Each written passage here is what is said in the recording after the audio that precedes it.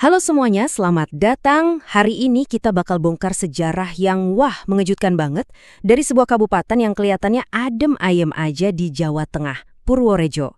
Dan percaya deh, di balik tenangnya itu ceritanya luar biasa. Oke, kita mulai dari pertanyaan ini deh. Emangnya rahasia apa sih yang bisa disimpan sama sebuah daerah yang umurnya udah berabad-abad?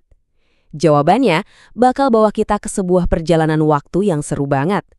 Hal pertama yang perlu kita tahu, nama Purworejo itu sebenarnya relatif baru loh.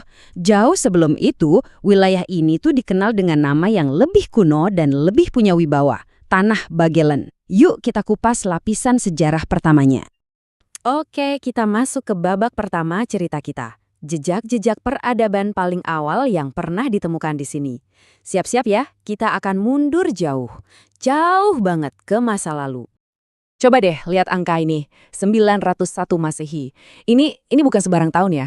Ini tuh penanda waktu dari bukti sejarah paling tua yang pernah ditemuin di Purworejo. Ini nunjukin betapa kuno dan pentingnya daerah ini dari dulu. Jadi, buktinya apa sih? Nah, ini dia. Prasasti Kayu Arah Hiwang.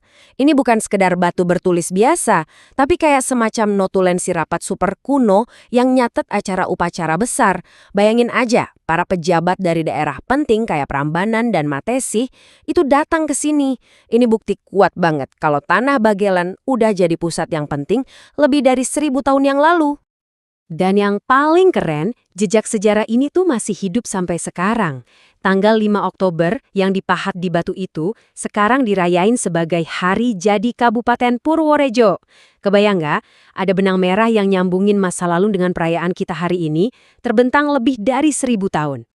Sekarang kita maju sedikit di lini masa. Setelah era kuno itu, Tanah Bagelen ini nggak meredup. Justru sebaliknya, perannya malah makin sentral, terutama di zaman kerajaan-kerajaan besar di Jawa. Jadi, poin utamanya gini. Daerah ini punya peran ganda yang luar biasa. Di satu sisi, dia jadi pusat keagamaan Shiwa Buddha yang ada hubungannya sama dinasti Shailendra, pembangun Borobudur. Terus, pas zaman ganti ke Mataram Islam, dia jadi basis militer sekaligus pusat penyebaran Islam di selatan Jawa. Dari pusat spiritual sampai jadi benteng pertahanan. Gokil kan? Wilayah ini benar-benar jadi poros kekuatan selama berabad-abad. Tapi ya, sejarah kan gak selamanya tenang.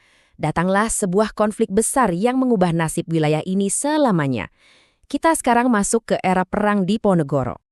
Selama 5 tahun penuh, perang antikolonial terbesar di Jawa ini berkecamuk dan Tanah Bagelen ada persis di jantung pertempurannya. Masyarakat di sini ngasih dukungan penuh buat Pangeran Diponegoro yang bikin wilayah ini jadi arena pertempuran yang super penting. Nah, setelah perang selesai, pihak kolonial Belanda langsung melakukan reorganisasi besar-besaran. Mereka membentuk struktur administrasi baru yang namanya Karesidenan Bagelen. Inilah awal mula dari sebuah identitas yang benar-benar baru buat wilayah ini. Dan ini membawa kita ke momen puncaknya, lahirnya sebuah nama baru. Nama yang penuh harapan dan filosofi untuk masa depan. Coba catat tanggalnya. 27 Februari 1831. Di hari inilah Adipati Cokrojoyo yang waktu itu jadi Bupati Brengkelan berdiri di depan rakyatnya dan secara resmi mengumumkan nama baru untuk pusat pemerintahan, yaitu Purworejo. Kenapa sih namanya harus Purworejo? Ternyata ada filosofi yang dalam banget di baliknya. Purwo itu artinya awal atau permulaan, dan Rejo itu artinya makmur. Jadi, Purworejo itu sebenarnya adalah sebuah doa, sebuah harapan untuk memulai era baru yang sejahtera dan subur buat masyarakatnya. Nah, di sini kita bisa lihat perubahannya. Kontras banget. Nama-lamanya, Brengkelan, itu konotasinya agak negatif kan? Mirip kata brengkele, yang artinya suka ngeyel atau membangkang. Terus diganti jadi Purworejo. Ini benar-benar transformasi total, dari citra pemberontak menjadi simbol harapan dan kemakmuran. Oke. Kalau kalian pikir ceritanya udah selesai di situ, siap-siap ya. Bab terakhir ini mungkin bagian yang paling bikin kaget dari semuanya. Sebuah rahasia negara yang gak banyak orang tahu. Coba bayangin situasinya deh. Indonesia baru aja merdeka. Tapi ibu kota provinsi Jawa Tengah, yaitu Semarang, masih diduduki Belanda. Pemerintah provinsi yang baru lahir ini jadi gak punya tempat aman buat kerja. Mereka butuh solusi. Dan solusi itu harus rahasia. Ungkapan Jawa ini diburu ora ana yang artinya diburu tapi nggak ketemu, jadi kunci dari solusinya. Mereka butuh tempat yang terpencil, susah dijangkau, dan pastinya aman dari musuh. Dan tempat yang dipilih, sebuah kecamatan terpencil di Pegunungan Purworejo, namanya Bruno. Ya, pemerintahan Provinsi Jawa Tengah secara diam-diam dipindahin ke sini. Dan yang lebih bikin merinding, nama Bruno itu konon adalah singkatan dari ungkapan tadi. Diburu, ora, ano. Wow. Kurang lebih selama 100 hari dari sebuah desa kecil bernama Kembangan di Kecamatan Bruno, roda pemerintahan Jawa Tengah dijalankan di tengah krisis. Jadi untuk sesaat, Purworejo jadi ibu kota darurat yang tersembunyi. Jadi, ayo kita rangkum perjalanan yang luar biasa ini.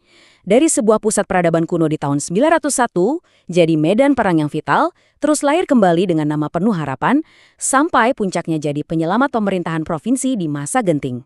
Ini adalah sebuah perjalanan sejarah yang kaya banget dan penuh kejutan.